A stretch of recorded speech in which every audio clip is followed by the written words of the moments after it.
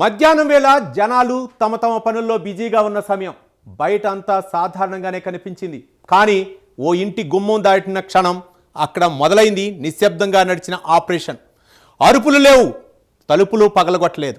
ఎవరికీ అనుమానం రాకుండా లోపలికి వెళ్ళింది ఓ మహిళ. కొన్ని నిమిషాల తర్వాత బయటకు వచ్చింది. ఆమె చేతిలో ఏమీ కనిపించలేదు. కానీ ఆమె వెళ్ళిపోయిన వెంటనే ఓ కుటుంబానికి చెందిన 10 తులాల బంగారం మాయమైంది. అసలు ఆ మహిళ ఎవరు? ఇంట్లో ఏమి గమనించింది? ఆ ఇంటినే ఎందుకు టార్గెట్ చేసింది? ఖమ్మం పట్టణంలో కలకలం రేపిన ఈ గోల్డ్ చోరీ వెనుక దాగిన కథేంటి? Let's watch.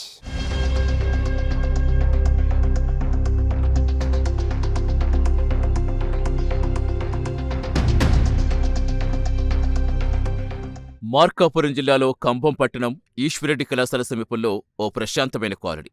సాధారణంగా రాకపోకలుండే ఈ ప్రాంతంలో ఎవ్వరూ ఊహించని విధంగా పట్టపగలే చోరీ జరిగింది. ఆసియా బి అనే మహిళ నివసిస్తున్న ఇంటిని టార్గెట్ చేసిన ఒక మహిళా దొంగ ఎలాంటి హడావుడి లేకుండా ఇంట్లో ప్రవేశించింది. ఆ సమయంలో ఇంట్లో పరిస్థితి జాగ్రత్తగా గమనించిన ఆమె నేరుగా మంచంపై ఉంచిన బ్యాగ్పై కన్నేసింది. ఆ బ్యాగ్లో ఉన్న 10 తులాల బంగారు ఆభరణాలు క్షణాల్లో చోరీ చేసి అక్కడి నుంచి మాయమైపోయింది. బుర్కా ధరించి వచ్చిన ఓ మహిళ ఇంట్లోకి ప్రవేశించిందని ఆసియా బి చెబుతోంది.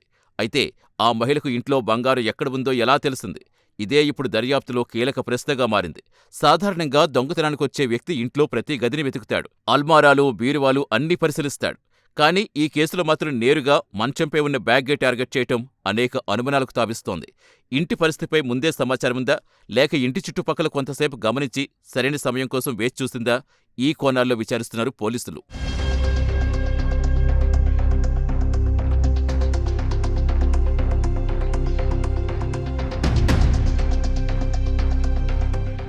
నేరం జరిగిన సమయం కూడా చాలా కీలకం.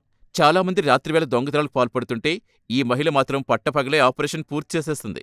పట్టపగలు ఒక మహిళ సాధారణంగా ఇంట్లోకి వెళ్లడం చూసినా పెద్దగా ఎవరూ పట్టించుకోరు. అదే వ్యూహాన్ని ఈ కేసులో కూడా ఉపయోగించినట్టు తెలుస్తోంది. చోరీ జరిగాక బాధితురాలు వెంటనే పోలీసులను ఆశ్రయించింది. 10 తులాల బంగారం పోయిందని ఫిర్యాదు చేయడంతో పోలీసులు రంగంలోకి దిగారు. సంఘటనా స్థలి పరిశీలించి ఆధారాలు సేకరించారు. ఇంటి పరిసరాల్లో ప్రతి అంశం నిశితంగా పరిశీలిస్తూ దర్యాప్తు ప్రారంభించారు. చోరీ తర్వాత అదే వీధిలో నడుచుకుంటూ వెళుతున్న ఒక మహిళ దృశ్యాలు సీసీ కెమెరాలు రికార్డయ్యాయి. దీంతో ఒక సీసీ కెమెరా నుంచి మరో కెమెరాకు ఆమె ప్రయాణం ట్రాక్ చేసే ప్రయత్నం చేస్తున్నారు పోలీసులు. ప్రస్తుతం ఈ కేసులో అసలు నిందితురాలు ఒక్కరేనా, లేక ఆమె వెనుక మరో ముఠా ఉందా? చోరీ చేసిన బంగారు ఎక్కడికి తరలించబడింది? ముందే ప్లాన్ చేసి చేసిన నేరమా, లేక అవకాశం చూసి చేసిన చోరీనా? ఈ కోణాల్లో దర్యాప్తు కొనసాగుతుంది.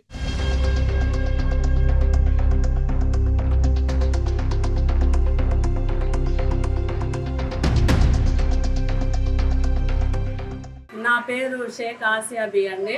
నేను మంగళవారము సాయంత్రము స్కూల్ నుండి వచ్చి ఇంటికి 4:30 టైంలో బ్యాగ్ పెట్టి హ్యాండ్ బ్యాగ్లో నా 4 గాజులు, 6 ఉంగరాలు, ఒక చిన్న నల్లపూస తులంన్నర నల్లపూసల దండ వస్తువులు తీసి హ్యాండ్ బ్యాగ్లో పర్సులో పెట్టాను. పెట్టి హాల్లో దివాన్ కాట్ మీద పెట్టి బ్యాగ్ టీ చేయడానికి వెళ్ళాను. మా ఆయన పిల్లోడు బెడ్రూమ్లో ఉన్నారు. బుర్కా వేసుకొని గులాబీ రంగు పింక్ ఓణి వేసుకొని వచ్చిన ఆమె సైకగా తలుపు తీసి సౌండ్ లేకుండా వచ్చింది. హ్యాండ్ బ్యాగ్లో నుంచి బంగారం పర్సు తీసుకుంది, వెళ్ళిపోయింది అండి. పరిగెత్తే వరకు వెళ్ళిపోయింది. మొత్తం కలిపి 9-10 తులాలు ఉండొచ్చండి.